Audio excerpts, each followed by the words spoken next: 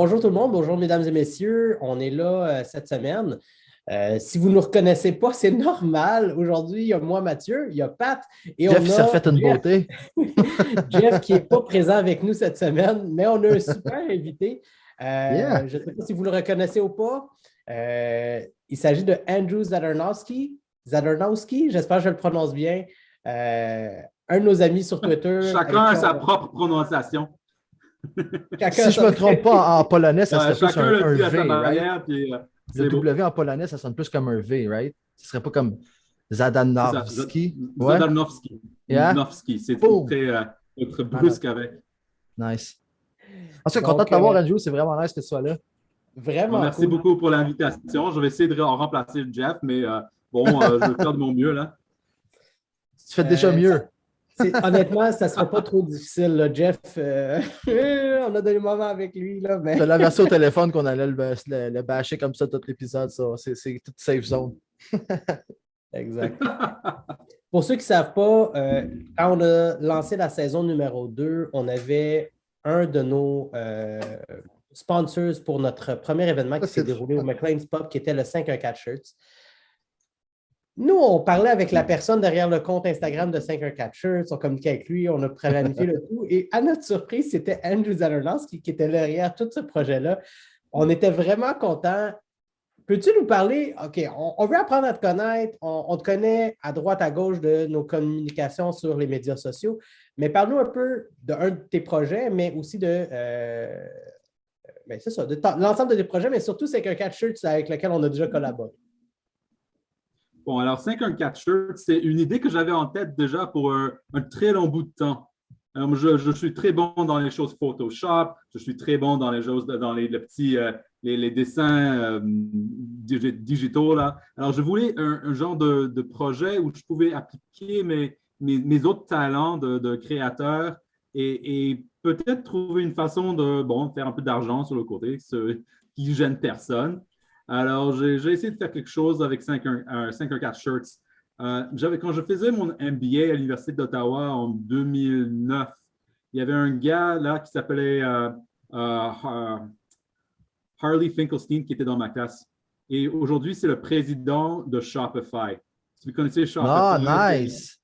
C'est la troisième plus grande base de e-commerce au monde. Alors, tu as eBay, tu as Amazon, puis tu as Shopify. Et Shopify, la différence entre ces trois, c'est que Shopify, il donne le pouvoir aux créateurs de créer leur propre magasin online pour vendre ce qu'ils veulent. Alors, je parlais avec lui toujours. Il m'a dit, écoute, si tu as je veux dire en anglais parce que ça se traduit mal, mais pas de problème, on est anglo-friendly ici. Sell something. Lui, il pense toujours du côté business. Alors, si tu as des fans qui te suivent, donne-leur un produit, offre-leur un produit, peut-être ils vont acheter quelque chose. Alors, je pensais, bon, ce n'est pas une mauvaise idée. Alors, je vais lancer 514 Shirts et même l'idée le nom du magasin 514 Shirts, ça m'a pris comme, je pensais pour quelques heures, qu'est-ce que je vais appeler ce magasin de T-shirts que je vais essayer de vendre. Alors, je me suis dit, bon, c'est des T-shirts inspirés par les Canadiens de Montréal. Alors, bon, Montréal, 514 Shirts, j'essaie. Alors, c'est quelque chose qui plus ou moins a bien sorti, a bien lancé. J'ai commencé ça en septembre, je crois, et vous étiez les premiers à me contacter pour voir si j'étais intéressé à faire quelque chose avec vous autres, être un sponsor. Là, ton chandail G.I. Joe nous a tapé de l'œil dès le début, puis je pense que c'est lui qui nous a été le plus solide. Le premier, c'est quand même un des plus populaires encore. Oui. Nice. Mais je me tenais un peu à l'égard de 514 parce que je ne voulais pas mélanger ce que je faisais avec les médias puis tout ça avec un vente de T-shirt parce que j'ai déjà comme un brand, comme un commanditaire sur le hockey. Alors, je ne voulais pas le diluer avec des T-shirts. Alors, je me tenais un peu à l'égard juste pour être certain qu'un brand n'allait pas abîmer l'autre. Je ne vois pas de conflit là. Je pense que c'est une bonne chose de capitaliser sur la popularité que tu as pour vendre tes t-shirts aussi. Il n'y a rien de mal à ça. rien de mal à ça, mais je voulais juste pour essayer, pour voir est-ce que je pourrais faire quelque chose. Et jusqu'à présent, ça marche. J'ai comme vous étiez un de mes premiers, comment dire, vous étiez un des premiers podcasts que j'ai fait un sponsor avec. Ensuite, il y avait, est-ce que je peux mentionner d'autres podcasts sur ce Bon, oui, programme? absolument, absolument. Ennemis. Non, il n'y a pas d'ennemis, hein, c'est des amis. On est toute une famille, la famille des podcasts. Avec Locked On Canadians avec l'ami Scott Matla et Laura, Active Stick, peut-être que vous connaissez ou non. Aussi, on a fait un T-shirt ensemble. Et avec les gars de Habs Unfiltered, on a lancé un petit projet pour amasser des fonds pour un organisme qui s'appelle Vets Canada. Et eux, c'est une charité qui comment dire, il amasse des fonds pour aider les vétérans sans abri. Nice. Alors, des vétérans qui reviennent de la guerre ou d'un placement quelque part dans le monde, ils reviennent et ils ont perdu leur maison, ils ont perdu leur famille. Il y a des divorces qui se passent, ils tombent dans l'alcoolisme, ils tombent dans les drogues. Il y a des vétérans, c'est des gars qui ont donné leur vie pour le Canada, qui reviennent et qui n'ont pas, le Canada ne les aide pas à retrouver une autre vie. Alors, ils sont tombés dans les rues, sans-abri. Et ça, c'est une organisation qui les aide. Alors, pour chaque chandail vendu à Habs Unfiltered, 100% des profits va à cette charité. Alors, on amasse les fonds et pour le temps des fêtes, on va leur donner un beau petit chèque. On va mettre un lien pour ça, d'ailleurs, Andrew, en dessous du podcast, en dessous de l'épisode. D'ailleurs, on va mettre ça pour nos auditeurs sans problème. Yeah. Puis pour nos amis de Habs Unfiltered aussi, avec qui on est assez proches. Blaine qui a déjà fait quelques apparitions sur la pod aussi. Là. Bon, merci. Ouais, alors, ce 5-4 shirt, c'est quelque chose que je commence, que c'est quelque chose qui c'est juste un petit projet sur le side, là, mais j'ai quand même trouvé une bonne raison pour avoir ce site, pour vendre ces shirts, parce que même si je ne fais pas d'argent du tout, au moins, on va amasser de l'argent pour les vétérans sans-abri. Et pour moi, ça vaut tout l'effort. Mais ça, c'est vraiment super. Nice. Très noble comme cause. Oui, continue ton beau travail ça, de ce côté-là. C'est quoi les autres projets? Je sais qu'on t'entend un peu à droite, à gauche. On peut te lire aussi. Si tu peux nous parler aussi de tes autres projets. Oui, certainement. Alors, moi, je me tiens occupé par le hockey, c'est certain. Ce n'est pas mon emploi primaire, mais c'est quand même une passion. Cette année-ci, je suis très prochement les Lions de Trois-Rivières, la nouvelle équipe ECHL qui est affiliée au Canadien de Montréal. Alors, c'est mon trip cette année. Mais mettons, si la saison des Canadiens a commencé un peu plus fort, peut-être je serais plus investi dans les Canadiens, mais pas à présent, parce que j'ai mon premier emploi. J'ai des enfants très jeunes. J'ai ce projet 5-1-4 Shirts. Alors, mon temps est super limité où je mets mes minutes. Alors, pour cette année, j'écris pour Habs Eyes Enterprise sur les Lions de Trois-Rivières. J'ai un article hebdomadaire qui sort tous les lundis ou mardis, dépendamment quand je termine dimanche soir. Parce que, mais les editors sur Habs Enterprise me disent, écoute, c'est minuit même le dimanche. Moi, je n'attends pas ton article. Alors, des fois, ça sort le lundi, des fois, ça sort le mardi. Mais, nice. Ouais, pour vous laisser savoir, je vais être là à Trois-Rivières demain pour le match. Nice. Ouais, vraiment cool. Ouais, alors, je pense que tu es un des rares qui nous parle des Lions. C'est ça qui est le fun. Il n'y a pas beaucoup. Il y a quand même Mathieu Vachon du Nouvelliste, qui est le gars sur le beat. Et puis, c'est moi, je suis, je crois, le seul qui écrit en anglais sur les Lions. Et c'est tout. Si vous avez vu TVA et RDS là pour le premier match, mais après ça, poussière, man. Ouais. Très peu de coverage. Puis il y a eu beaucoup d'actions avec les Lions. Fait que tantôt, en deuxième période, on va avoir la chance d'en parler un peu plus des mouvements qu'il y a eu chez le Lion cette semaine pour les intéresser. Oui, il y en a eu d'ailleurs des nouvelles toutes fraîches. Hein? Bon, excellent. Super. Puis tu fais aussi des apparitions à la radio. À la radio, des fois, je fais TSN 690. Je parle avec Matthew Ross pendant les week-ends. Ce n'est plus aussi régulier que c'était les 5 dernières années. Mais de temps en temps, je vais sur les week-ends et de temps en temps, je parle avec Tony Marinaro aussi. Et en plus, je suis sur son podcast. Il a le Sick Podcast. Alors, là, j'ai quelques apparitions là aussi. Alors, je fais C'est ça comment de travailler avec Tony? pour le Tout un côté personnage, Tony. francophone. Excuse-moi, je voulais pas t'interrompre. Ça, c'est un caractère. Ça, c'est un gars. Là, Yeah. tu dois jouer le jeu avec lui. Là. Tu es son invité, mais vraiment, tu es le straight guy pour son clowning. Là. C'est vraiment un caractère Nice. vraiment bien créé comme un niche là, dans la média montréalaise. Il est unique. Il n'y en a pas deux comme lui, ça, c'est certain. Non. Non, for sure. Non, c'est entertainment à 100%. Et il y a aussi son podcast, le Sick Podcast. J'ai fait des apparitions là. Et du côté francophone, bon, ça fait quelques mois déjà, mais de temps en temps, je suis sur 91.9 Sport avec Anthony Marcotte. Ah, c'est cool. Nice. On a eu LP là, il y a de- quelques semaines, justement, de 91.9 là, qui est venu faire son tour. Ouais. Fait que, Mhm. ça fait Vraiment la cool. tournée Andrew Zadarnowski. Je pense que c'est plus long de dire le nom de famille que de faire la tournée des événements. Mais là, on va rentrer dans notre première période. En première période, on voulait parler de notre passion qui est le Canadien de Montréal d'abord et avant tout. Les Canadiens, honnêtement, c'est en dents de scie cette année. On est plus dans le bas que dans le haut. Mais moi, je voulais profiter des 2 derniers matchs pour faire. Je trouve que c'est un portrait typique des Canadiens de la saison. On a eu le match, la dégelée contre les Penguins de Pittsburgh. Puis ça a été suivi d'une super belle performance d'équipe contre les Prédateurs de Nashville. Comment t'expliques ça, Andrew? Bon, c'est une équipe qui se cherche encore. N'oublions pas, on va toujours revenir à la même base. Ils ont perdu leur premier gardien, ils ont perdu leur premier défenseur, ils ont perdu leur premier centre, ils ont perdu le cœur en Corey Perry.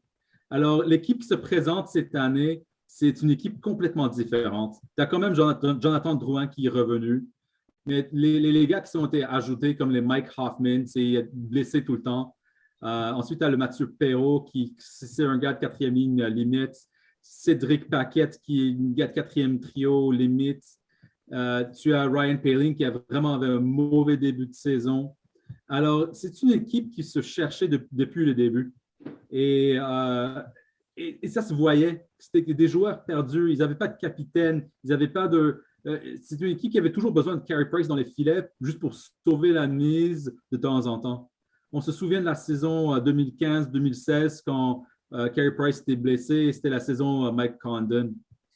L'équipe jouait complètement différent devant Condon que ça jouait devant Price. Et je vois la même chose cette année. Qui joue devant un Jake Allen ou un Samuel Montremblant. Là. Je l'appelle Montremblant. Mais ça joue différent parce qu'ils savent qu'ils ne peuvent pas prendre autant de risques devant le gardien qu'ils peuvent prendre avec Carey Price. Tout le monde, il y a du monde qui dit que Carey Price est fini, ce n'est pas un gardien élite. Il n'a jamais joué sur une équipe élite. C'est lui l'élite de l'équipe. Et sans lui, le Canadien, c'est quand même une équipe moyenne at best. En plus, dans la division Atlantique, qui a des très fortes équipes, je savais dès le début que ce serait très difficile sans Carey Price. Et on voit les résultats, que c'est une équipe qui se cherche toujours. Alors, la dégelée contre Pittsburgh, là, c'était, disons, le fond du baril. Je crois qu'après ce match-là, vraiment, je crois qu'ils ont compris que l'aide ne va pas venir de l'extérieur, que l'aide va seulement venir de l'intérieur. Et le match contre Nashville, c'était une autre équipe qui a sorti. C'était une équipe qui était déterminée, une équipe qui était proud, qui ne voulait pas démontrer 2 matchs, avoir un deuxième match comme celui avec Pittsburgh. Et ils ont vraiment sorti en force. La 3e période était un peu plus difficile. Alors, tu as quand même les vieilles habitudes ont ressorti dans la 3e période. Et vraiment, ils avaient une avance de 5 buts. Et là, même avec une avance de 5 buts, je n'étais pas certain s'ils allaient gagner. C'est vrai. Et ça, c'est quand même un indice que l'équipe n'a pas encore rendu là. C'est très possible que simplement Nashville a joué un mauvais match et pas que le Canadien a joué un bon. En même temps, c'est presque essentiel de recevoir des cadeaux comme ça pour notre confiance. Oui, vas-y. Et pour les confiances des joueurs aussi. C'est essentiel. C'est un groupe qui est quand même un groupe tout le monde est un peu magané déjà. C'est seulement le début de la saison et tu as Jeff Petrie qui boite. Tu as Mike Hoffman qui est blessé sans cesse. Brendan Gallagher a toujours. Lui, c'est toujours blessé, mais il joue quand même. Mais jouer blessé, c'est pas facile. Alors, en plus, la pression sur Jeff Petrie de jouer pour remplacer Shea Weber et en plus avoir des blessures, là, ça se voit dans son jeu que c'est plus le même gars qui était là la saison dernière avec Shea Weber. La pression sur lui est immense. Immense la pression. Mais c'est quand même bizarre parce que par le passé, quand Shea Weber n'était pas là, c'est là où on voyait aussi le meilleur de Petrie. Cette année, je trouve que c'est le contraire où Shea Weber n'est pas là, Edmondson n'est pas là, qui était son compagnon aussi solide. Il a perdu son leader et il a perdu son compagnon qui l'aidait à être solide. Puis ça doit pas être évident. Là. Ouais. Non, pas du tout. C'est une équipe qui doit se... C'est presque comme une nouvelle équipe. Il faut le traiter comme une nouvelle équipe. Qui a perdu ses meilleurs éléments. Et la perte de Philippe Danault, il y a des gens qui de ses stats et disaient bon, c'est pas un joueur qui vaut les 6 millions. Ça se voit aujourd'hui que oui, en effet, c'était un joueur qui, quand même, lui et Gallagher ensemble, ça a rajouté un élément qui manque présentement. Et ça ne veut pas dire que cet élément-là ne se retrouvera pas dans une saison, ou peut-être plus tard cette saison avec un des autres centres, mais remplacer Danault tout de suite, c'est pas évident. À court terme, c'est un manque. C'est un manque. Il n'y avait personne qui était prêt pour assumer cette position. Dvorak, c'était le mieux que Bergevin pouvait faire pour débuter la saison. C'était le seul centre qu'il pouvait trouver pour transiger, mais ce n'est pas un Danault. C'est un gars qui est Danault minus. Est-ce que c'est surtout à court terme qu'on va manquer un gars comme Danault ou même à long terme, tu penses qu'on va regretter de ne pas l'avoir signé? Bon, ça dépend qui va se développer. Le gars qui devrait être celui qui va se développer au prochain Danault, ça devrait être Ryan Poehling, mais bon, il y a un mauvais début de saison, un mauvais camp. Il était difficile à dire qu'est-ce qui se passait avec lui au début. Peut-être c'était des nerfs, peut-être était nerveux, mais là, il joue beaucoup mieux. C'est quand même replacé. Là, il joue beaucoup mieux. Maintenant, c'est une question de s'assurer que... Oui, c'est vraiment replacé, mais c'est une question de s'assurer que le Canadien ne détruit pas sa confiance en le scratchant, le mettant sur l'aile. Ou bon, maintenant, Cédric Paquette revient, on le renvoie à Laval. Il doit savoir qu'il y a quand même... il peut faire des erreurs, mais pas perdre son poste. Et ça, c'est un problème chez le Canadien, que tous les jeunes joueurs ont peur d'être benchés, ont peur de perdre leur poste s'ils font une erreur. Et c'est rien de nouveau. C'est la culture du Canadien de punir les jeunes et de laisser les vétérans jouer leur jeu. Et ça revient au problème de développement du Canadien, qu'ils n'ont jamais des jeunes qui sont prêts à assumer des positions quand les vétérans partent. Mais je ne sais pas si on voit une petite tendance au changement par rapport à ça, quand même, avec Romanov, là, qui a quand même commis quelques erreurs, mais qu'on le voit revenir avec un rôle quand même important d'un match à l'autre. On dirait qu'il y a peut-être une petite leçon qui s'est faite au niveau de l'équipe d'entraîneurs. Il n'y a pas d'option autre que Romanov. Oui, c'est vrai, c'est sûr que ça. Il y a d'options. Mais juste pour Romanov, je trouve que c'est le seul avec qui ils sont patients avec le grand club. Tu sais, c'est le seul qu'on va voir avec des coachs assis devant le tableau en train de lui montrer des choses, même sur la glace. Tu sais, c'est le seul que je trouve qu'ils sont patients avec lui puis qu'ils vont prendre ils l'entraînent, ils le coachent pour qu'il se développe. Je ne sais pas s'il y a un lien parce que le fait qu'il est vraiment bon élève aussi, c'est le seul aussi qui ne boude jamais, même quand il est scratch, il est là, il est souriant, il a une bonne attitude. Puis, je ne sais pas s'il y a un parallèle à faire entre le fait que c'est peut-être le seul qui reçoit des chances, mais c'est peut-être le seul qui demeure un élève irréprochable là, dans son apprentissage aussi. Là. Avoir quelqu'un qui a fait une crise pour avoir été scratché un match de série. Tu sais, Romanov a été scratché des séries au complet dans Bulle, puis il n'a pas joué un match, puis il s'entraînait tous les jours, puis il est revenu avec une attitude exemplaire à chaque fois. Là, tu sais, il y a un joueur que ça porte de responsabilité un peu là-dedans aussi, je crois. Oh, absolument. La Ligue nationale, ce n'est pas une ligue de développement. Tu es prêt à jouer ou tu n'es pas prêt à jouer. Et là-dedans, il y a beaucoup de responsabilité tombe sur le joueur lui-même d'être prêt quand l'appel va venir. Quand le coach va dire aujourd'hui, tu vas jouer contre ces gars-là, faut être prêt pour jouer contre ces gars-là. Alors, il faut les connaître, il faut savoir comment est-ce qu'ils jouent.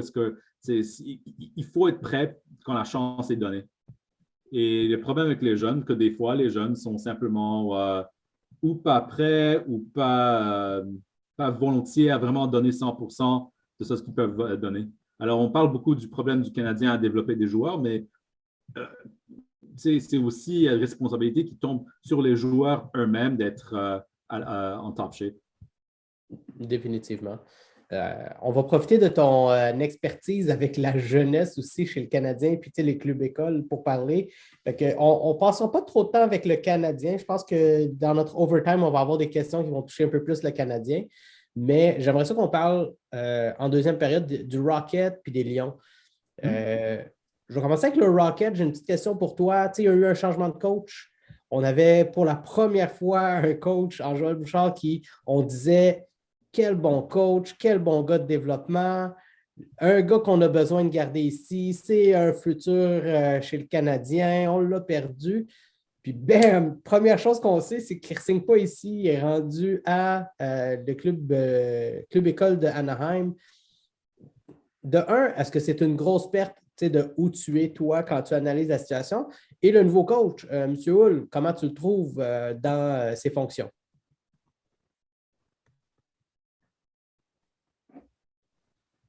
C'est deux coachs vraiment différents. Joël Bouchard, c'était un showman.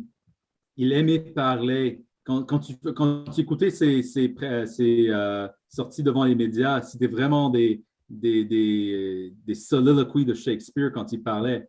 C'était vraiment... Je tripais dessus parce que j'adorais le langage qu'il utilisait, mais en même temps, il faut les reconnaître que c'était un showman il aimait parler devant le monde. De ce que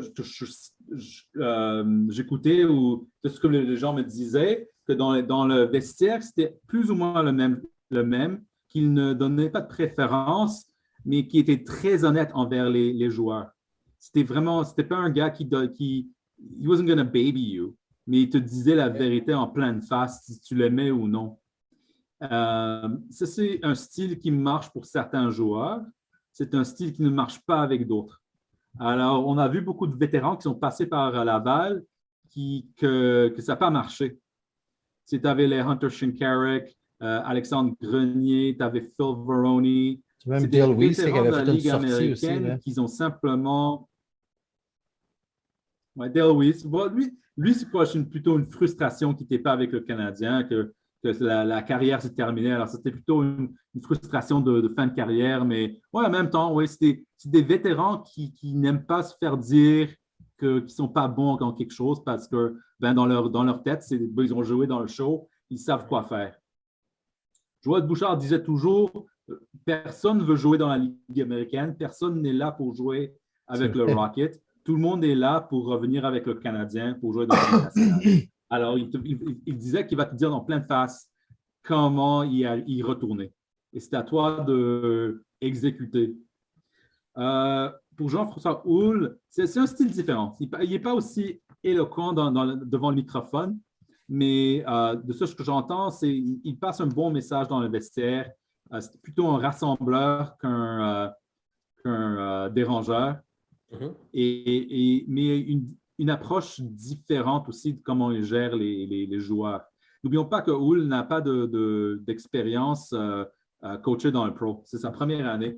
Alors, il va apprendre rapidement la différence entre les joueurs juniors qui est habitué et les joueurs pro vétérans qui peut-être ne jouent pas à leurs auteurs. Je crois qu'il y avait des problèmes au début avec des gars comme Danick Martel, qui peut-être ne jouait pas très bien, s'est trouvé sur la 4e ligne avec le Rocket, et là, soudainement, après quelques semaines, il est revenu en pleine force sur la première ligne du Rocket. Alors, c'était un vétéran qui avait des problèmes à s'habituer au coach. Peut-être le coach avait des problèmes à s'habituer de parler aux vétérans, mais ça se remplace tranquillement. Et je crois qu'on va voir dans les 2 prochaines années beaucoup de jeunes qui vont sortir de Laval, qui vont se retrouver à Montréal. Comme on a vu Michael Pezzella sortir de nulle part cette année. C'est un gars que j'aurais donné 0% de chance qu'il jouait dans la Ligue nationale, d'après les matchs que j'ai vus les 3 dernières années. c'était un gars qui était un healthy scratch. S'il était dans l'alignement, c'était la 4e ligne à Laval. On le voyait très peu pendant le match. Et soudainement, quelque chose s'est passé cette année que ça a cliqué et le voilà avec le Canadien. Alors, je me demande si ce n'était pas un message lancé par le coach JF Wood comme un match dans la mentalité, que c'est quelque chose qui était capable de vraiment expliquer à Pezzetta ce qu'il devait faire. Alors, je crois que c'est un très beau exemple d'une réussite déjà par Jean-François Houle, d'un joueur qui n'avait aucun futur dans la Ligue nationale, qui s'est retrouvé là finalement après quoi, une dizaine de matchs à Laval sous Jean-François Houle. As-tu d'autres noms? Oui, ça fait très Canadien de Montréal de récompenser le caractère et l'éthique de travail d'un joueur versus le talent naturel de d'autres joueurs qui travaillent peut-être un peu moins fort, pour expliquer un peu la présence de Pezzetta. Mais moi, c'est un gars que je voyais déjà en pré-saison cette année, dans le camp d'entraînement. J'étais comme, moi, je le voyais déjà faire un petit stint ou deux avec le Canadien cette année, justement à cause de ça, à cause qu'on manque de caractère. Tour, à Montréal. Ouais. Fait que je suis content de le voir là. Puis comme tu dis, ça démontre aussi un peu de succès dans le développement qui est souvent grandement critiqué à Montréal. Là. Un autre que du chien, Raphaël Harvey-Pinard, lui, comment ça va? Un petit creux, lui, hein, dernièrement. C'est qui? Pardon? Harvey-Pinard. Raphaël Harvey-Pinard. Ah, Harvey Pinard, oui. Il y avait un début de saison pas mal lent.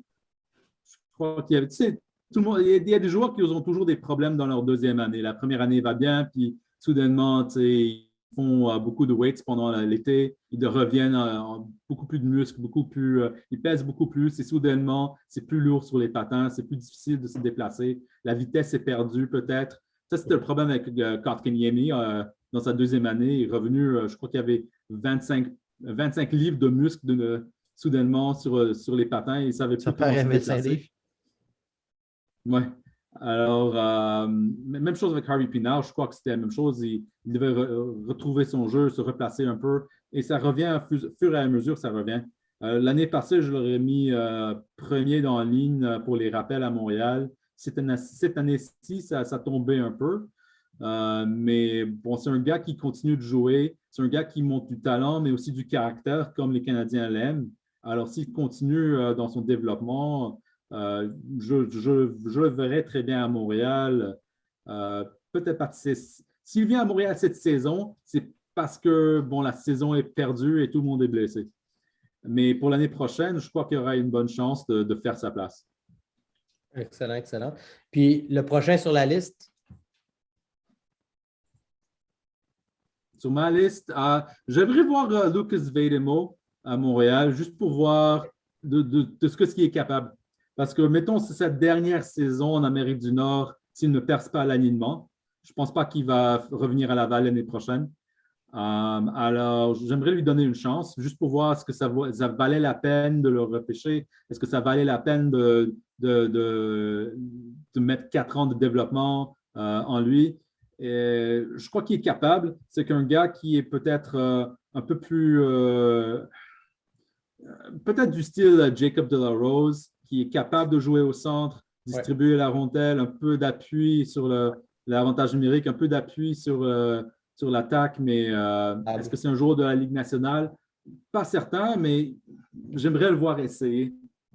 Parce que ce serait dommage s'il partait et c'était fini avec lui. Ça pourrait peut-être éventuellement être une option de remplacement pour un gars comme Lekonen qui va finir par coûter quelques millions, puis pour remplacer un gars au salaire minimum là, pour quelques saisons, faire la transition en profondeur. Ça pourrait peut-être être ce genre de gars-là, dans le fond. Exact. Ouais. Du côté défensif, j'aimerais voir. Gianni Fairbrother se développe très bien. J'aime ce qu'il fait. C'est d'autres gars que quand ils l'ont repêché, je ne le connaissais pas, mais j'ai lu les commentaires sur lui. Je parlais avec quelques recruteurs. Tu sais, il était bof, c'est un gars qui serait peut-être limite. Mais cette année-ci, il démontre des belles choses. Il se développe bien. Il joue très bien. Il est blessé présentement. Alors, bon, il va perdre quelques semaines de développement, mais c'est un gars que je crois que vraiment pourra aider le Canadien dans le futur. Avec les défenseurs, c'est très difficile à prédire s'ils vont sortir de la Ligue américaine ou non. On ne sait jamais. Mais le Canadien s'est trouvé un beau petit niche à trouver des gars comme Corey Schwinneman l'année passée. Il a joué très bien avec Laval, puis ils ont signé un contrat. Un autre, c'est Toby Paquette-Bisson qui joue très bien pour Laval, que peut-être ça sera transformé en un contrat Ligue nationale. On verra, mais ils sont bons à trouver des depth defensemen. Et on a vu des saisons où ils ont passé par 15 défenseurs. Alors, c'est jamais une mauvaise chose d'avoir un peu de depth pour pouvoir rappeler des y a-t-il un joueurs. puck-moving defenseman dans ce c'est groupe-là? des joueurs qui vont rester dans la Ligue nationale. Je ne sais pas. Quoi ça? Un puck-moving defenseman dans ce groupe-là? Puck-moving. Il n'y en a pas beaucoup. Je ne sais pas dans le style Montréal d'avoir des puck-moving defensemen. Je ne suis pas surpris du tout que Mathias Norlinder se peine de trouver des minutes avec le Canadien parce que il faut que tout le monde joue le même style. Avoir un gars qui joue différent que les autres, ça va causer que des problèmes. Alors, s'ils sont vraiment déterminés d'avoir des défenseurs costauds qui sont capables de sortir la rondelle avec une passe vers la ligne bleue pour un attaquant, ça doit être répété par tout le monde. Si tu as un joueur qui joue différent, soudainement, tout le monde est perdu sur la glace. Personne ne connaît ses repères. Il faut se retrouver un peu, puis c'est la confusion, puis tu perds la rondelle. Alors, pour Montréal, c'est un puck-moving defenseman. Ce n'est pas dans leur style. Et moi, je ne suis pas surpris que Norlinder n'a pas de minutes. Je ne suis pas surpris que Victor Mété ne pouvait pas se trouver à la place. Je ne suis pas surpris que Mike Riley ne pouvait pas trouver sa place. C'est des défenseurs de la Ligue nationale qui simplement sont. Mike Riley est bon avec Boston maintenant. Mais avec Montréal, il n'avait pas sa place. C'était un 7e défenseur à Montréal. Alors, c'est simplement le style de jeu que Montréal veut jouer. Et voilà, il n'y aura pas beaucoup de puck-moving defensemen qui vont aboutir à Montréal. C'est un angle auquel je n'avais pas pensé souvent quand même. Là. Dans le fond, on parle tout le temps de rentrer un puck-moving defenseman, mais c'est vrai que si tu as un gars qui sort du système, ça fuck un peu les autres gars pendant la game, là, à savoir quel genre de sortie de zone tu prépares, dépendamment le gars qui est en arrière de toi, puis ça demande un awareness de plus de savoir qui est derrière constamment. Je n'avais jamais vu cet angle-là, c'est vraiment intéressant ça. Andrew, étant donné que tu es un des rares gars qui nous parle des Lions, c'est quoi cette organisation? On en connaît un peu, on n'en connaît pas, on connaît, on comprend. Peux-tu nous parler un peu des Lions, de cette organisation? On sait qu'elle est composée de beaucoup de francophones, de joueurs locaux. Il y a eu du mouvement aujourd'hui. Parle-nous un peu de cette organisation-là et des actions que tu couvres chez eux. Parfait. Alors, le Lions de Trois-Rivières, c'est la première équipe de la ECHL dans la province de Québec. C'est la 4e équipe canadienne de cette ligue. Tout le monde pense que la ligue s'appelle East Coast Hockey League, mais ce n'est pas le cas. C'était le vieux nom. Depuis 2003, ça s'appelle simplement ECHL. Juste les initiales, rien d'autre. La raison pour ça, c'est que dans l'année 2003, la Ligue de la East Coast a absorbé les équipes de la West Coast Hockey League. Et pour éliminer la géographie du nom de la Ligue, ils ont simplement gardé ECHL. Pourquoi garder ECHL? Parce qu'il y a des villes où le nom ECHL a quand même beaucoup de meaning. Ça veut dire quelque chose pour ces villes-là, comme à Fort Wayne, à Toledo, des villes de hockey où l'équipe de ECHL, c'est vieux comme les premières équipes de la East Coast Hockey. Ouais, je pense que ça vient confirmer aussi que la côte Est, c'est la vraie côte dominante de hockey. Alors, bon, cette année-là, j'ai commencé à suivre la ECHL avec le Beast de Brampton quand c'était la filiale de Montréal. Alors, c'était mes premiers pas dans le monde médiatique aussi. Alors, je voyageais de Hamilton à Brampton pour voir l'équipe. Tout le monde de cette organisation-là était super sympa avec moi. Ils m'ont toujours laissé rentrer, voir tout. Je peux parler au président, au gérant, au coach, aux joueurs. J'avais plein d'accès. Ils étaient super comment dire, welcoming. Accueillant. Et ça m'a démontré que cette ligue-là, c'est la 3e ligue nord-américaine, mais c'est quand même, il y a des gens passionnés du hockey qui travaillent dans cette ligue. Dans le bureau de cette ligue, c'est du monde qui aime le hockey, qui a vraiment le hockey dans le cœur. Alors, et ça m'a frappé quand même. C'est comme un. It's like ton dépanneur du coin contre Provigo. Tu veux supporter ton dep, tu veux qu'il soit toujours en business. Tu sais que c'est plus petit, mais quand même, c'est plus proche de ton cœur. Alors pour moi, la ECHL, c'est à peu près la même chose. Fast forward, le Canadien n'est plus la filiale du Beast of Brampton et on commence à entendre les rumeurs d'une équipe à Trois-Rivières. Il y a une nouvelle aréna qui était en train de se faire construire et les gens ont commencé à parler. La ville a embauché Marc-André Bergeron comme gars pour trouver une équipe pour ce nouvel amphithéâtre. On parlait des Patriotes de l'Université de Québec à Trois-Rivières. On parlait d'une équipe junior de la Ligue de Québec. On parlait de la Ligue nord-américaine de hockey, le Single A. Et soudainement, on a commencé à parler de la ECHL. Et je trouvais ça vraiment intéressant parce qu'on sait, si c'est une équipe ECHL à Québec, ça va certainement va être lié à Montréal, aux Canadiens de Montréal, parce qu'ils n'ont pas de filiale.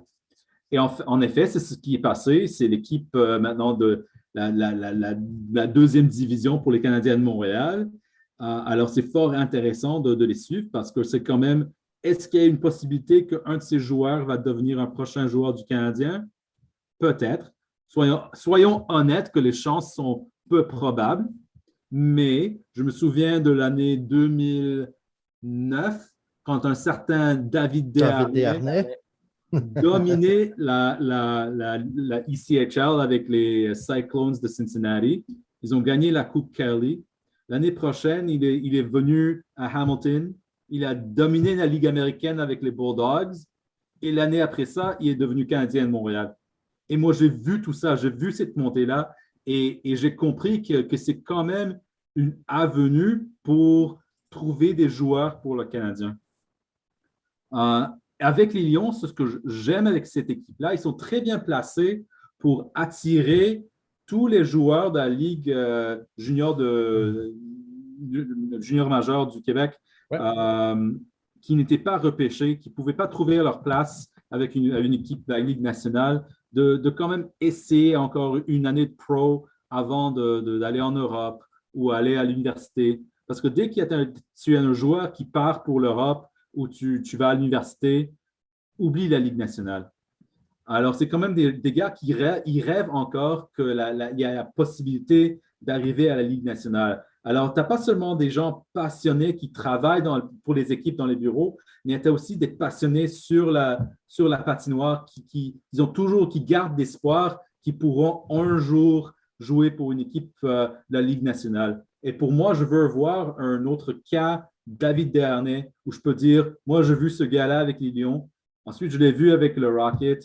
Et je savais dès la première journée qu'ils vont devenir un joueur du Canadien. Est-ce qu'il y a un gars comme ça avec les Lions maintenant? Pas cette année. Pas cette année, mais c'est quand même une équipe d'expansion. C'est très difficile de trouver les meilleurs joueurs dans la ECHL parce que la plupart appartiennent déjà aux autres équipes. Alors, le travail que Marc-André Bergeron a fait cette année est bon, mais on espère que les éditions que ça ouais, exact. Ça gets better year over year. La première année, c'est pas mal difficile à présent. Ils sont derniers dans la division.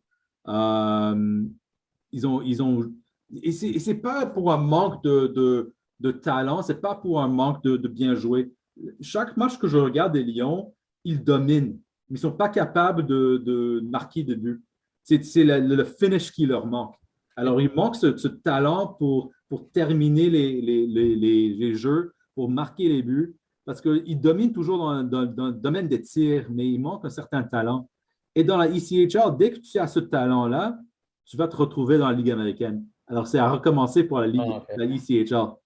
Alors, tout dépend de coach. C'est vraiment le système qui est le plus important dans la ECHL, parce que tu vas avoir 40-50 joueurs dans une saison. Alors, c'est vraiment le coach et le système que le coach va instaurer qui doit être vraiment compris par tout le monde.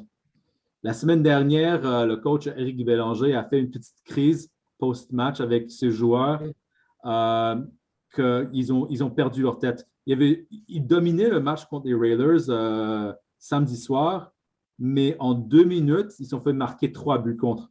Ils ont perdu le match.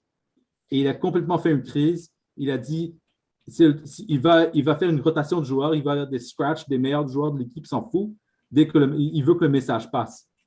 Alors, aujourd'hui, on a vu quelques joueurs qui sont partis de l'équipe. C'était des joueurs qui étaient, disons, au plus bas de l'échelle. Mais ils étaient remplacés par un goon de la Ligue nord-américaine de hockey.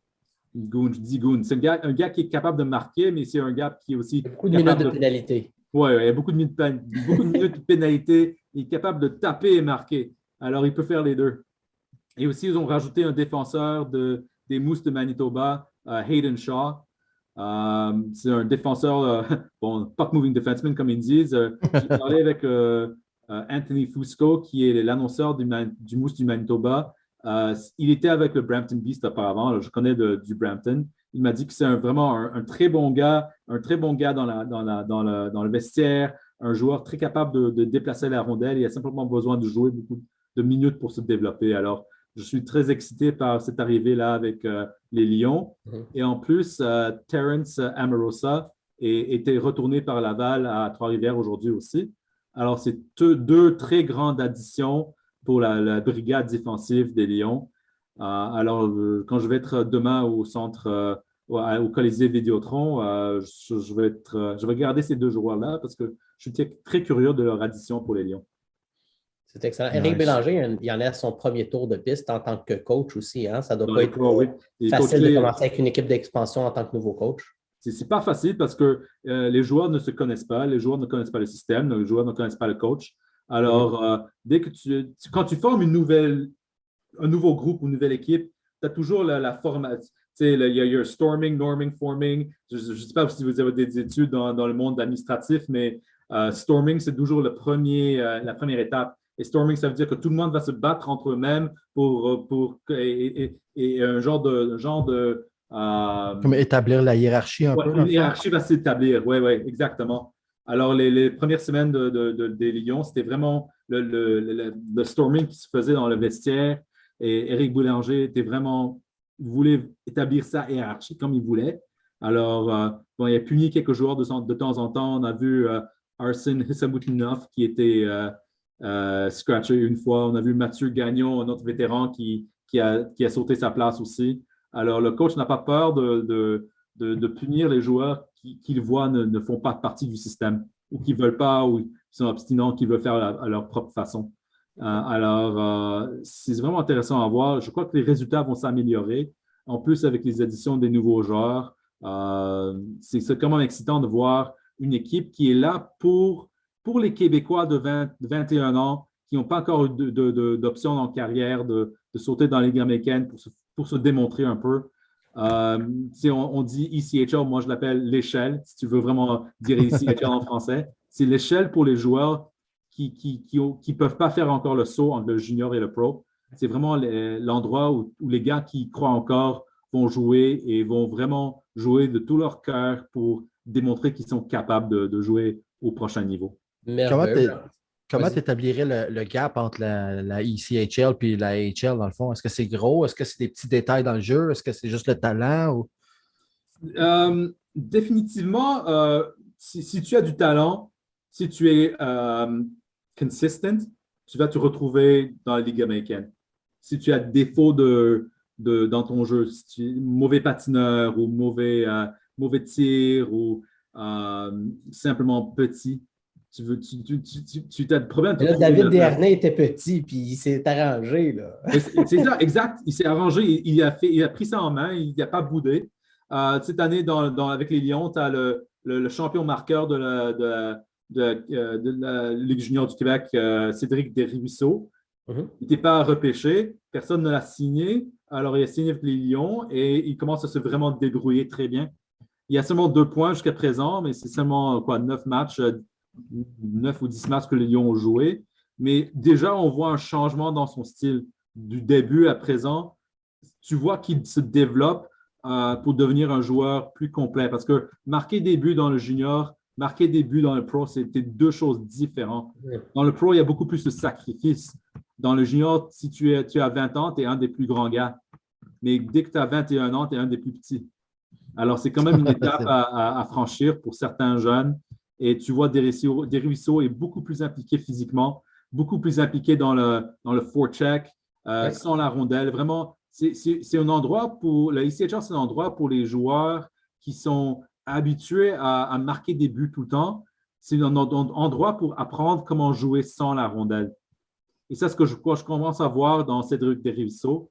Et une autre recrue, Justin Ducharme, qui, pour moi, il a l'air d'un joueur qui est capable de jouer au prochain niveau. Alors, je suis pas mal intriguant de voir ces joueurs commencer dans les pros, les voir développer, certains les recrues, voir les développer plus vite. Et simplement, je suis curieux pour voir si ce que j'observe va devenir vrai. Alors, si je dis que Justin Ducharme est capable de jouer dans la Ligue américaine, je suis curieux pour voir si j'ai raison. Et je suis curieux pour voir s'il y aura un contrat de Ligue américaine pour l'année prochaine. Je parle beaucoup, alors vous pouvez m'arrêter, mais c'est quand même intéressant. J'ai beaucoup d'idées en tête. C'est super intéressant. J'ai du thé là, qui me fuel. Puis c'est rare qu'on a quelqu'un qui a une expertise de la ECHL aussi, fait que c'est le fun de découvrir un peu plus de profondeur. Là. Puis dans le fond, j'ai une question même par rapport à ça aussi. La East Coast, il y a quelques années, elle avait toute la réputation, là, puis là, je dis ça avec, c'est pas pour manquer de respect, mais ça avait la réputation de ligue de goon. Parce que c'était très, très, très physique, puis peut-être moins de talent. Est-ce qu'avec la qualité de joueurs dans la Ligue américaine et dans la Ligue nationale de hockey qui est de plus en plus haute, puis les joueurs sont de plus en plus vite, puis sont de mieux en mieux. Est-ce que ça trickle down, puis ça rend la ECHL une ligue plus de qualité qu'il y a quelques années? Absolument, oui. Il y a beaucoup plus de talent dans la Ligue. C'est quand même un match de hockey. Tu dois marquer des buts. Oui, dans le passé, la ECHL, c'était Last Chance League ou comment tu voulais l'appeler. C'était pour se faire taper sur la gueule. Mais maintenant, c'est des gars qui veulent jouer au prochain niveau. C'est des gars qui vont se sacrifier pour jouer au prochain niveau. Et sacrifier, ça veut dire des fois tu vas te battre, mais ça veut dire aussi bloquer des rondelles. Ça veut dire aller dans les coins puis apprendre comment jouer dans les coins.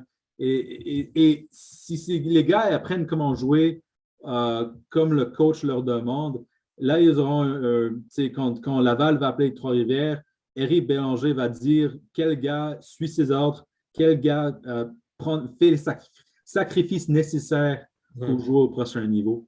C'est un gars qui fait à la sienne, qui a ses habitudes, qui ne veut pas se changer, qui est content de jouer comme il veut jouer. Il ne sera jamais rappelé à la Ligue américaine parce que ce n'est pas un gars qui veut apprendre, c'est un gars qui est content d'être dans les CHL, puis c'est tout. Ouais. Alors, si tu as des gars qui aiment apprendre, qui veulent s'améliorer, ça, c'est des gars qui sont plus probables qu'ils vont avoir un rappel dans la Ligue américaine. C'est le fun parce que le GM, c'est un ancien joueur, le coach, c'est un ancien joueur. Fait que, c'est une équipe qui sait c'est quoi que ça prend aussi pour être au exact. Niveau. Fait que ça, mais des gars différents quand même. Si tu penses à Marc-André, qui est un gars plus rationnel, plus posé, puis Bélanger est tellement émotionnel comme gars. Là, c'est un gars qui a une spark là, incroyable. Ça ne manque pas beaucoup pour qu'il commence à me gueuler. Non, c'est sûr, c'est ça. Exact. On l'a connu comme joueur, mais on l'a connu dans les médias aussi, puis tu le voyais à quel point c'est un gars émotionnel là, qui est très proche de ses sentiments. Mais je trouve que qu'on enchaîne on a eu quand même beaucoup de nouvelles avec Marc Bergevin qui a fait un peu des médias cette semaine. Puis question d'enchaîner un peu sur un autre sujet. Comment tu as trouvé ces entrevues, Andrew? Est-ce qu'il y a des points qui ont ressorti qui t'ont donné un nouveau, je ne sais pas comment dire, un genre d'insight différent sur des sujets, ou pour toi, c'était juste tu réchauffé puis juste la cassette qui roulait? Comme gérant d'équipe de la Ligue nationale, il ne peut pas dire la vérité chaque fois. Il ne peut pas dire exactement toute l'histoire chaque fois. Il doit se garder un petit gêne pour garder des détails à lui-même, pour garder des secrets, pour ne pas dévoiler tous les plans. Parce que c'est quand même une ligue très compétitive et tu as 32 gars qui essaient de gagner la Coupe Stanley. Alors, mais je crois aussi que Marc Bergevin a compris qu'il y a une responsabilité envers les médias pour donner des petits bouts d'informations. Deux choses qui m'ont ressorti. La première, c'est avec Carey Price, où il a dit « J'aimerais le voir dans les filets avant les temps de fête, mais pas certain. » Là, tout de suite, je me suis dit « Oh, oh, ça c'est un petit problème. » Moi, j'ai eu des flashs de l'année 15-16. ou c'était, oui, il va revenir la prochaine semaine. Oh non, peut-être dans un mois. Oh non, bon, la saison est terminée. J'ai des craintes que ce sera à peu près la même chose cette année. J'espère que j'ai tort, mais on verra. Et le deuxième petit détail que j'ai pris de ça, c'était son petit commentaire sur Jordan Harris. Ça a fait de l'écho, ça. Ouais, il a dit s'il veut jouer à Boston, s'il veut jouer à New York, je ne peux rien faire. Et il a raison. Il ne peut rien faire. Ça, c'est un des problèmes dans la CBA, que les joueurs qui sont repêchés des universités américaines, ils n'ont pas besoin de signer avec l'équipe qui les a repêchés. C'est dommage parce qu'on a vu des gros joueurs faire ça. On a vu des beaux noms là, changer d'équipe et pas signer avec leur équipe respective. Là. Moi, comme Adam Fox, il l'a fait aussi. Entre autres. Il a refusé de signer avec l'équipe qu'il a repêché. Calgary ensuite l'a échangé, je crois, à Caroline, si je ne me trompe pas. Il a refusé de signer avec eux. Il a dit, moi, je veux seulement jouer avec les Rangers. C'est un gars de talent, c'est un gars qui va gagner le Norris, qui n'a pas joué avec l'équipe qu'il a repêché. Et je crois que c'est quand même un peu croche parce que les gars qui sortent du junior canadien, ils n'ont pas de choix. Ils doivent signer avec l'équipe qui les a repêchés. Ils peuvent aller nulle part autre. Non, c'est ça, c'est un peu injuste.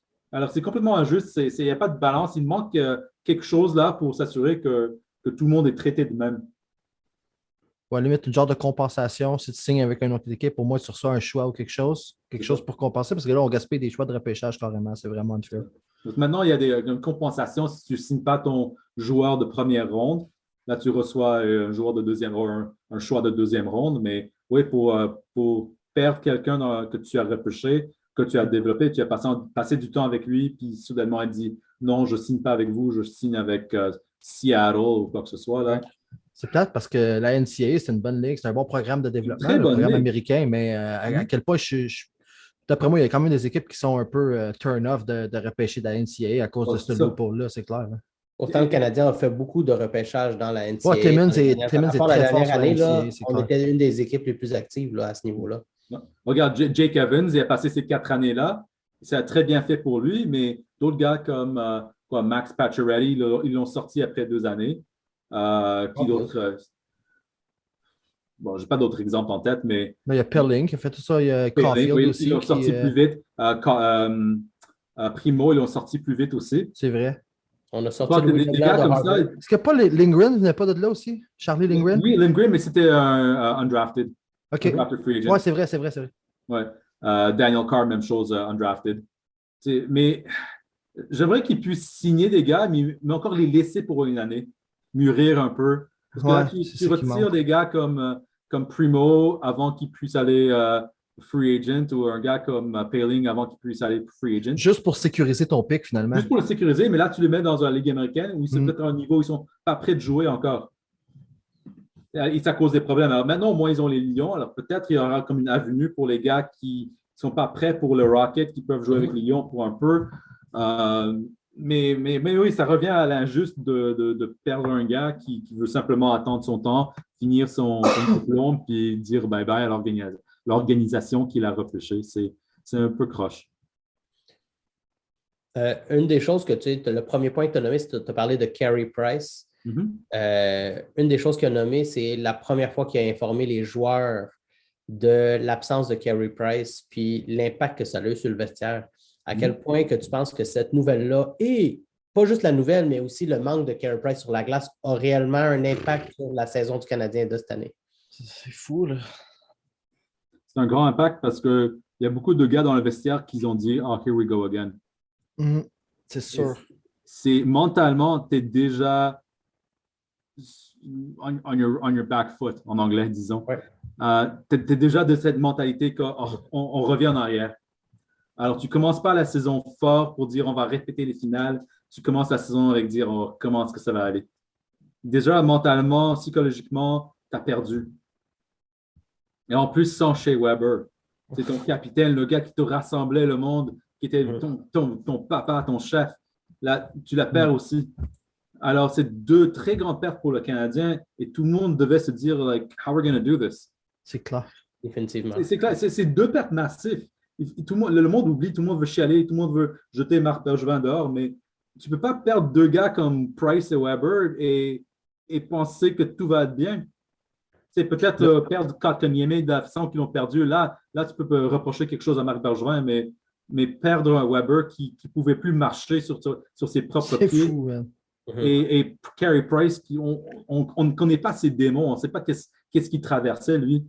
Perdre deux gars comme ça pour des bonnes raisons, là, c'est très difficile de remonter cette pente.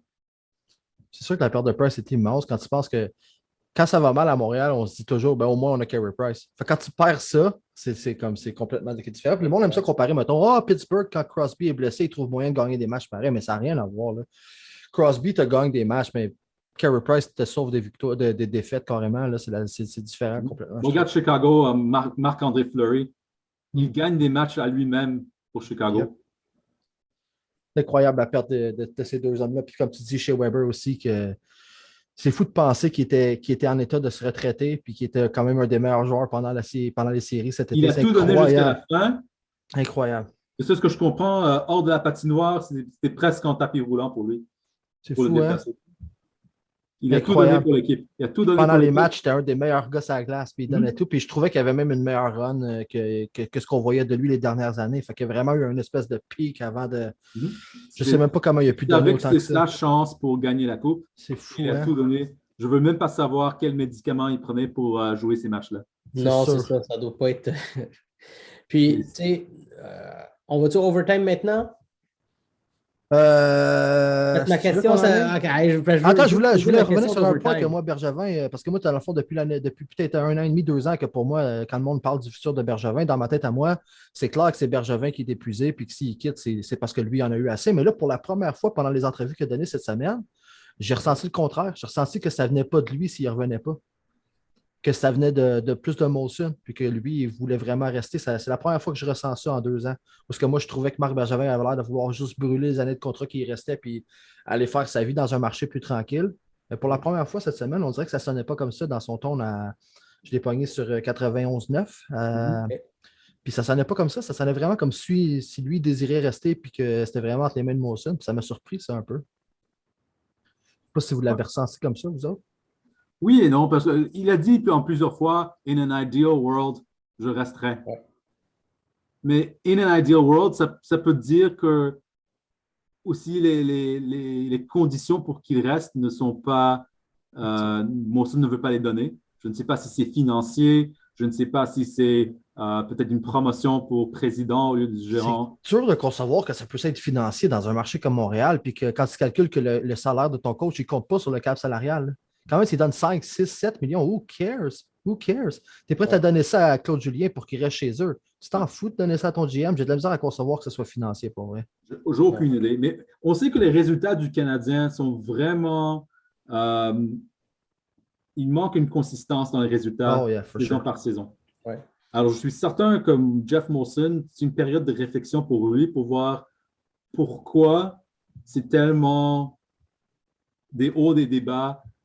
C'est comme à l'inverse chaque année. Une bonne saison, une mauvaise saison, une bonne saison, une mauvaise saison. Et c'est vraiment malade. Et si Jeff Molson est intelligent, alors je suis certain qu'il l'est, ce n'est pas un gars qui est con, mais il prendrait comme un conseil, il regrouperait du monde qui se connaît là-dessus, il prendrait une petite retraite à son chalet, puis discuterait qu'est-ce qui se passe, qu'est-ce qu'il devrait faire, c'est quoi les délinquances de l'équipe. Et c'est la faute à qui? Et est-ce que Marc Bergevin peut encore le faire? Est-ce que Marc Bergevin veut encore le faire? Est-ce que Marc Bergevin peut-être cherche une position de président et veut laisser un peu plus du day-to-day à quelqu'un d'autre? Mais c'est mon rêve, ça, Andrew. Mon rêve, c'est Marc Bergevin. C'est l'ideal world de Marc Bergevin. Mais c'est l'ideal world pour Montréal aussi. Marc Bergevin a tellement été solide avec les échanges dans les dernières années. Laissez-les faire ça comme président puis laisser le day-to-day à un autre gars, ça serait peut-être la meilleure solution à mes yeux. Là. Peut-être, je ne sais pas. On sait que Marc Bergevin a absolument des bons échanges. Moi, je dirais un de ses problèmes, c'est qu'il démontre trop de loyalty envers quelques personnes dans son organisation. Dès qu'il embauche quelqu'un, c'est un ami à vie. Ça prendrait un tremblement vraiment pour se débarrasser de quelqu'un. Tu parles de Trevor Timmons, là. Peut-être Trevor Timmons, Sylvain Lefebvre.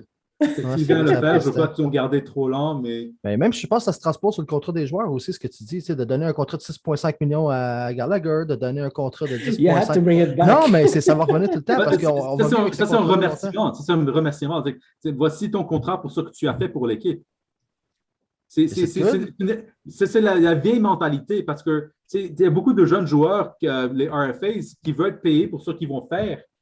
Mais la mentalité des gérants, c'est on va te payer pour ce que tu as déjà fait. Mais là, on a les deux en même temps cette année avec Gallagher qui commence son contrat à 6,5 puis le contrat qu'on a donné à Suzuki. Là. Fait que, ça change en même temps. Ça commence un peu à changer, mais quand Kanyemi, il voulait l'argent pour ce qu'il devrait faire. Pas fait encore, ben là, wow. Mais Bergevin voulait seulement lui payer ce qu'il valait. Alors, c'est vraiment un changement de mentalité entre les joueurs et les gérants. Je suis certain que les agents des joueurs sont beaucoup plus contents que le deuxième contrat, c'est déjà les 50 millions et pas le petit bridge pour 9. Est-ce que tu penses que Kotkaniemi a aidé à négocier le contrat de Suzuki? Je crois que le contrat de Suzuki est très bon. Je crois que le contrat que Kotkaniemi a pris avec Caroline est complètement débile. Définitivement. C'est un gros gamble sur une saison. Il a fait beaucoup plus de... Je crois qu'il s'est causé plus de dommages dans le futur que d'être... comment expliquer? Ça ne vaudra pas la peine dans le futur parce que maintenant, il y a son contrat à 6,1 millions pour une année. C'est une somme qu'il ne va jamais retrouver.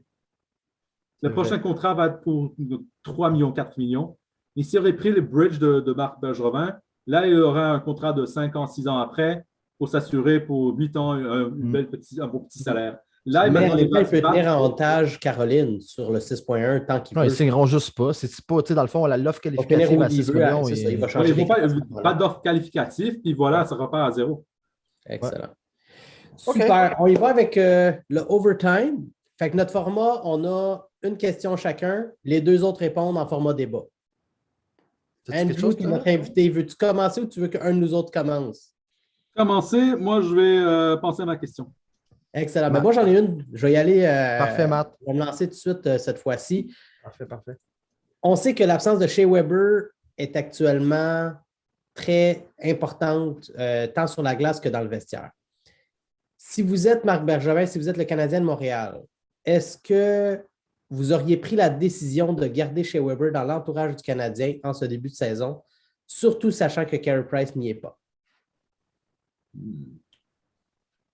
Je vais te laisser le luxe de choisir ta réponse que tu portes dans ton cœur, Andrew. Moi, j'étais très surpris que Shea Weber n'était pas là pour le premier match de la saison à Montréal. Moi, je l'aurais introduit à tout le monde. Il serait là dans son habit ou quoi que ce soit. Mais il fallait qu'il était là sur le banc pour montrer aux partisans qu'il est toujours le capitaine.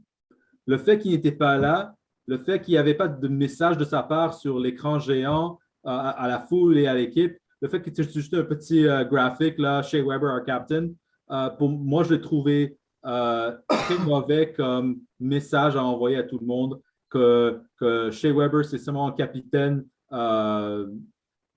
sur papier et non le vrai capitaine de l'équipe. Tu es capable de vivre avec son absence autour de l'équipe, I guess, puisqu'il faut que je prenne la position opposée à ça. Mais de la façon que je vois ça, tu as tout perdu le reste. Tu sais que Price ne commence pas la saison. Tu sais que tu as perdu ton meilleur centre shutdown qui prenait des grosses minutes contre tes meilleures lignes de côté. Tu sais que Perry n'était plus là. Tu voyais le gros gap qui se passait puis tu es comme why bother? Pourquoi imposer à Shea Weber de rester dans l'entourage quand pour la première fois depuis des années, il peut prendre du temps pour lui, pour faire ce que lui a vraiment envie de faire autour de son entourage, autour de. So, je pense que je suis capable de vivre avec cette décision-là. Est-ce que ça nous manque? Oui, ça nous manque. Est-ce qu'on est dû pour une vraie reconstruction? Puis est-ce que la présence du leader fait juste nous gagner 2-3 positions puis du même coup nous faire reculer de 2-3 pics au draft? Dans cette optique-là, est-ce que la saison était vraiment critique à ce point-là? Peut-être que c'est un peu une question plus qu'une réponse, mais est-ce que peut-être est-ce que peut-être la direction d'équipe avait vu un peu que c'était une saison comme ça qui s'en venait, puis il était comme you know what? Va donc faire ce que t'aimes. La seule raison pour moi pourquoi Shea Weber ne pouvait pas être là avec l'équipe, c'est un problème de santé. C'est la seule raison valable pour moi pourquoi il n'était pas là. Si c'était une question de le fait qu'il ne pouvait pas se déplacer ou c'est une question qui tomberait dans des vieilles habitudes qui sont peut-être pas très saines pour lui, ça, je ne sais pas. Mais c'est la seule raison logique pour moi pour s'excuser de n'être pas là à Montréal pour le premier match du Canadien. Parce que pour moi, pour le capitaine, d'être pas là pour le premier match de la saison, c'est inexcusable. Ouais. Parfait. Next question, qui la pose? Andrew, t'es prêt? Sure. D'accord, je suis prêt. Let's go. All right. On sait que le Canadien est dans une mauvaise position dans le classement. On sait que probablement cette saison-là, ils ne vont pas faire les séries éliminatoires. Mais est-ce que tanker est dans le cœur de Montréal? Est-ce que l'équipe est capable de faire le tank? Ou est-ce que ça, c'est anti-canadien? Est-ce que c'est anti l'histoire du Canadien? Est-ce qu'on ferait plus de dommages dans le brand du Canadien de vraiment faire un tank? Ou est-ce qu'on devrait simplement accepter le fait que la saison est perdue et on remet tout à zéro? Tu sais y aller, Matt? Vas-y, Pat. Moi, je pense que c'est plus quelques personnes individuellement qui empêchent le tanking. C'est Molson, c'est Bergevin, mais je pense que le dommage ne sera pas plus grand. Là, tu le vois, les billets au Centre Bell pour une game de samedi soir, tu es capable d'avoir une paire à moins de 100 $ en ce moment. Là. Donc, le dommage est déjà là. Je ne pense pas que le dommage il se perpétue sur plusieurs saisons. Là. Les fans n'ont pas une si longue mémoire que ça. Là. Tu flippes l'équipe l'année prochaine après une saison de misère, puis le Centre Bell il est plein encore. Je n'y crois pas. Je pense que les fans sont capables de le prendre. Je pense vraiment que c'est plus, comme tu dis, l'aspect historique puis l'aspect vraiment historique. Là. Je ne pense pas que Molson tolérerait ça. Je ne pense pas que Bergevin, c'est dans son ADN de faire ça. Mais je pense que à tous les autres niveaux, là, les partisans passeraient par-dessus. On accepterait une vraie reconstruction pour une fois, là, plutôt qu'un reset, d'essayer de tout faire pour faire les séries. Puis, je pense qu'on est rendu là, en fait. Je pense que c'est presque même inévitable. Parfait. On n'a pas l'alignement pour un tank. Les joueurs ne jouent juste pas à la hauteur de leur talent, mais ce n'est pas une équipe de tank. Ce n'est pas une équipe qui peut aller tank. Ce n'est pas une équipe qui est supposée d'être en train de tank. Oui, il nous manque des talents, mais toutes les équipes peuvent manquer un super talent, puis ça n'amène pas les résultats qu'on voit actuellement. Ça, c'est une équipe qui est capable de faire les séries. C'est une équipe qui serait capable, en temps normal, là, d'aller beaucoup plus haut puis d'avoir du succès, surtout à l'offensive, avec la qualité des alliés sur 4 lignes actuellement. La ligne de centre, oui, qui est jeune, mais qui est capable de jouer de grosses minutes. Le Canadien ne joue juste pas à la hauteur de l'affiche, mais à la base, je ne pense pas que le tank fait partie de leur langage. C'est des joueurs qui sont fiers, c'est des joueurs qui veulent gagner. Il n'y en a aucun qui se présente au boulot en disant « Aujourd'hui, on va perdre, les amis. » Je pense que tout le monde veut gagner à chaque match. Puis, c'est sûr qu'à Montréal, c'est inacceptable le tank. Ça. Le Canadien de Montréal est fait pour faire les séries, mais prenez en note que j'ai pris la position opposée.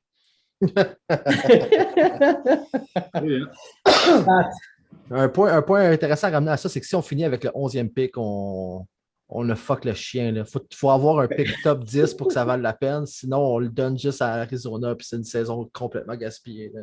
Ouais. Ça, c'est peut-être le bon. Ouais.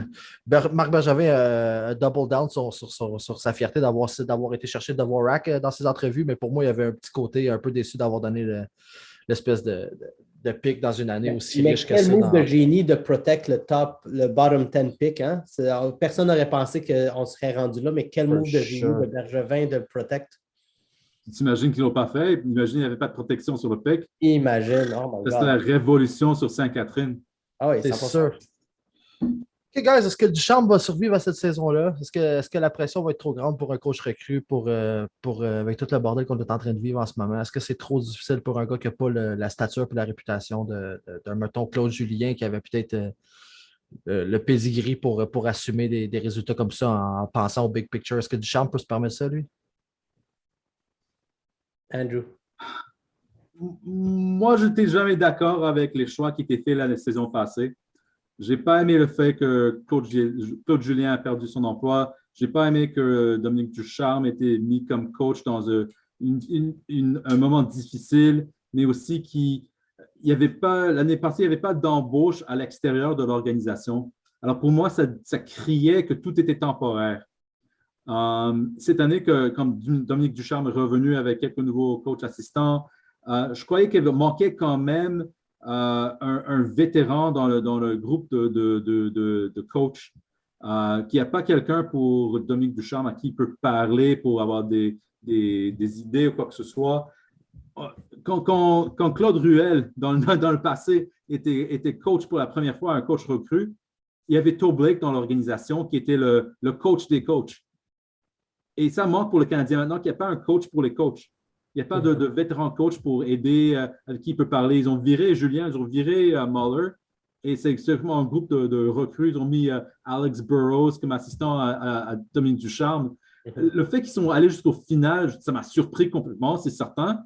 Mais c'est pas facile de gérer un banc, de gérer des joueurs quand tu es une recrue, quand tu apprends sur la job.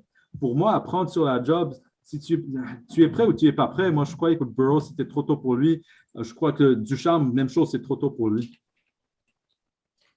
Moi, je vais y aller avec la position contraire. On a le coach qui a amené l'équipe en finale de la Coupe Stanley, qui a sorti vraiment le meilleur des joueurs, qui a établi un système avec les joueurs qu'il y avait du moment. Cette année, il commence avec une toute autre équipe, une toute nouvelle équipe. Plein de nouveaux alliés, plein de nouveaux joueurs. Puis qui manque? Tu les as nommés un peu plus tôt dans l'épisode, Andrew. Il manque le meilleur gardien de la Ligue nationale. Il manque le top 1 des défenseurs, le capitaine. Il manque le numéro 3 défenseur en Edmondson. On a perdu Dano, qui était le shutdown defenseman qui prenait toutes les grosses mises au jeu. On a perdu Kotkaniemi, qui était supposé d'être le troisième centre. Tellement de joueurs ne sont pas dans leur chaise. Tellement de joueurs actuellement sont dans un rôle autre. Fait que de dire, hey, toi, je te congédie parce qu'il te manquait tous ces effectifs-là, puis tu as essayé de mettre un nouveau système avec des nouveaux joueurs, je trouve que c'est injuste aussi. C'est quand même quelqu'un qui a une tête sur les épaules. C'était la relève déjà planifiée. Au moment où ils ont embauché Claude Julien puis ils l'ont mis comme assistant, ils savaient que c'était lui la relève. Fait que de lui dire, tu as eu une mauvaise saison à un moment où tu n'avais aucun de tes effectifs, puis que nous, en termes de gestion, on n'a pas réussi à t'avoir non plus les effectifs pour faire ou mettre en place ton système de jeu. Je trouve que ça serait malhonnête de lui couper l'herbe en dessous des jambes, mais reste que je crois quand même que Ducharme serait capable d'aller chercher plus de la part de ses joueurs, qu'il ne le fait pas actuellement. C'est peut-être plus ça qui va le nuire et non pas mais le contexte n'est pas optimal, ça c'est certain. Espérons qu'ils ne donnent jamais une réponse à les médias à la Carbonneau ou quand ils vont te demander c'est quoi la réponse pour les problèmes. Pour qu'ils ne répondent jamais, je n'ai pas la réponse. Il l'a un peu fait la semaine passée, justement, puis ça a fait justement réagir un peu sur les réseaux sociaux quand il a dit oui, j'ai manqué ça. J'ai pas de système pour ça par rapport à. C'était par rapport au manque de force ou quelque chose, puis il a répondu. Il a répondu j'ai pas de système pour ça, puis j'ai vu plein de réactions là, sur Twitter, entre autres, là, que il n'y a pas de système pour ça, puis c'est ça, la soupe boit déjà, puis je pense pas qu'il mérite nécessairement son congédiement, mais ce serait pas la première fois qu'on voit ça comme. Pour shaker l'équipe. Ouais, pour de lancer un morceau de viande au requin, là, calmer un peu les ardeurs de tout le monde en sacrifiant le coach. Ce ne serait pas la première fois qu'on voit ça dans la Ligue nationale non plus. Mais honnêtement, là, malgré la saison désastreuse du Canadien, je trouve qu'on est calme en tant que partisan. Une chance qu'on a eu une finale de la Coupe Stanley. Il n'y a pas le Fire Bergevin Train vraiment à pleine allure. Il n'y a pas le Fire Duchamp Train comme on a déjà vu là, dans le temps de Gamey, puis Pierre Gauthier. Puis, je pense que c'était Jacques Martin, le coach, là. Hey, on voulait tout le monde dehors, puis c'était solide, là. Tu sais, tout le monde deux facteurs à ça. On est toujours épuisé de l'été encore. Tu sais, il y avait deux facteurs à ça. L'été était tellement malade que tout le monde déjà épuisé au début de saison. C'était un événement après l'autre. C'était vraiment il y a les séries qu'on vient de connaître. Puis en plus, il y a Marc Bergevin qui est sur sa dernière année de contrat. Fait que tout le Fire Bergevin crew est comme calme. Ouais. Fingers crossed, il attend juste que son contrat expire et que ça se termine tout seul comme ça. Fait que je pense que c'est deux facteurs qui calment un peu les ardeurs de tout le monde. Petite parenthèse, Bergevin, j'espère qu'il va garder un pied chez le Canadien. J'aimerais qu'il soit le président des Hockey Hubs. Moi, c'est vraiment ça que j'aimerais. J'aimerais qu'on ait un nouveau GM, que Bergevin continue à faire des trades, mais qu'il s'éloigne du day-to-day. Ce serait moi ce que je préférerais. Ben, je pense que El Peggy, lorsqu'il était avec nous, nous a proposé quelque chose de très concret à cet effet-là, puis j'y crois aussi définitivement. Ouais, hein? Excellent. Andrew, ce fut tout un plaisir. Honnêtement, ça a été un de nos excellents shows. J'ai bien aimé ça. C'est le fun. Parce que tu étais là aussi, parce que Jeff n'était pas là, ça fait du bien à tout le monde, je pense. Ah. De l'air un peu frais, changer les décors un peu. Voilà. Mais merci d'avoir accepté l'invitation, Andrew. C'est vraiment nice de t'avoir. Ça a bien tombé. Cool. Justement, aujourd'hui, j'étais libre ce soir. Alors, c'est pas tous les soirs que j'ai du temps, mais aujourd'hui, ça a tombé bien. Mais voilà. C'est merveilleux. Nice. Andrew, où est-ce qu'on peut te lire, où est-ce qu'on peut t'écouter et où est-ce qu'on peut acheter tes produits? Wow. Alors, vous pouvez me lire sur habseyesontheprize.com. Vous pouvez m'entendre sur TSN 690 et vous pouvez visiter 514shirts.com pour voir plein de choses que j'ai dessinées moi-même. C'est mes propres designs, des t-shirts, des chapeaux, des casquettes, des hoodies. Un peu de tout. Je sais que c'est le temps des fêtes qui vient. Alors, si jamais vous avez besoin de petits cadeaux pour le fan du Canadien dans vos alentours, passez par le site web 514shirts.com. Peut-être vous trouverez quelque chose pour cette personne spéciale dans votre vie. Puis le projet polonais sur lequel tu participes, c'était quoi? C'est NHL Polsat. C'est simplement un groupe de gars c'est la NHL en Pologne. Alors, tu as un petit groupe média dans NHL, comme vous avez NHL.ca, NHL.com, c'est NHLFR.com. Alors, c'est le groupe NHL en Pologne. De Pologne, vraiment. Oui, alors ils ont des dans le fond, tu es littéralement affilié à la NHL via eux autres, dans le fond? Bon, si jamais. Ils m'ont dit qu'ils vont m'inviter. Alors, dès que je passe par leur show, ça va être officiel. Oui, je vais te lier à la NHL. C'est nice. Alors, écoute, il n'y a pas de mauvaise façon d'être lié à la NHL, Andrew. Mon père m'a toujours dit apprends ton polonais, tu sais jamais quand ça va devenir utile. Et voilà. Je ne pensais pas que ça serait ta porte d'entrée pour la Ligue nationale, hein? Voilà. Merci beaucoup, les gars. C'était fun. Merci, Andrew. C'était vraiment cool. C'était un plaisir. C'était fun. Merci, les gars. Merci à toi. Passe une excellente soirée. Ciao, tout le monde. Au revoir.